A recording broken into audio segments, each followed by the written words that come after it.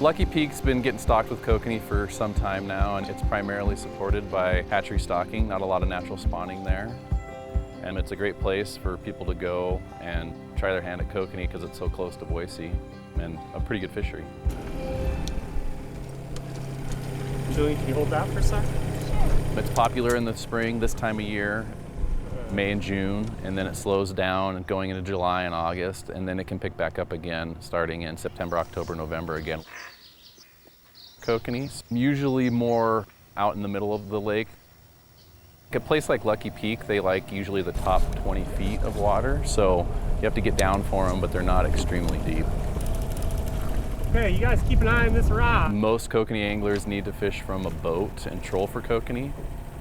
It doesn't have to be a fancy boat. It can be a kayak, it can be a canoe, as long as you can troll.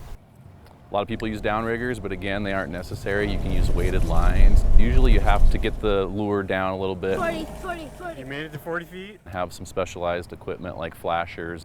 You can get into it fairly cheap. That is called a squid.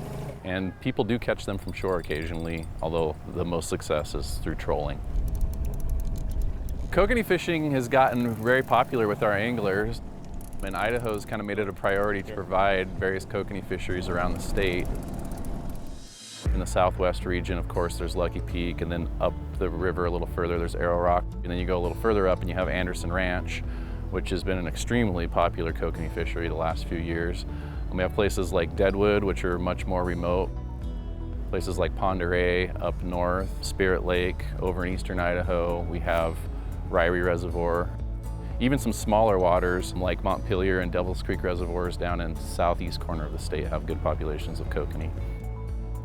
And then of course, Dorshak is another popular one in northern Idaho. So lots of different places across the state where you can go catch kokanee. Kokanee are a short-lived species, and typically they'll spawn at age 2 or 3. They grow really fast, they mature quickly, they spawn and then they die, and you're relying on the fish that are coming up behind them to then support the fishery. And that's why you'll have some fisheries that are really good one year and then they're slower the next year and then they can pick back up and be really good again. All right, Devin got it. Woo-hoo! The only thing that really varies among kokanee fisheries are the limits. We got 4 fish. So we manage different waters with different intentions based on whether they're hatchery or naturally supported. So a place like Deadwood or Anderson, where you have a high level of natural spawning, we have pretty liberal limits, 15 to 25 fish. Same with Dorshak. Places like Lucky Peak and Arrow Rock, where you don't have a lot of natural spawning and they're primarily hatchery supported, the limits in those places are 6 fish. So they're different in that way in the number of fish you can catch. Okay, reel.